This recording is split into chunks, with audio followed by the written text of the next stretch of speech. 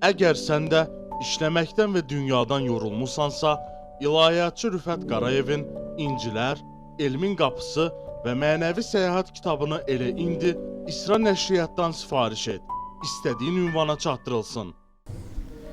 Samir bəy yazır ki, yaşadığı zamanda çox salavat-ı şərif deyənlərin qiyamət günü Peyğəmbərimizin kölgəsində qorunacağı düzdür.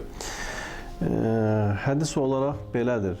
Allah Rəsuluna salavat göndərmək, salam ağzımızdan çıxmadan mələklər yarışa düşər o salavatı Allah Rəsuluna çatdırsınlar.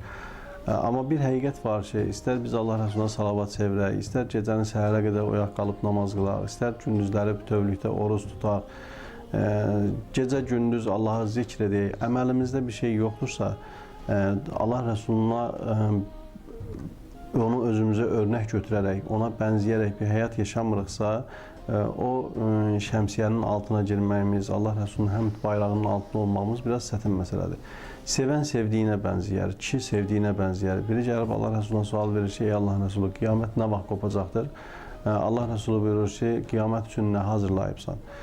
Və yaxud biri gəlir sual verir ki, ey Allahın Rəsulu, mən qorxuram qiyamət günü sizdən uzaq düşəm, düşünəndə ki, siddiqlər, salihlər, hamısı sizdən bərabər olacaq. Mən düşünürəm ki, bəs mən sizinlə cənnətdə bir yerdə olmayacam. Allah Rəsulü buyurur ki, bəs, amma ey Allahın Rəsulü, halbuki mən sizi çox sevirəm. Allah Rəsulü buyurur, kişi sevdiyi ilə bərabərdir.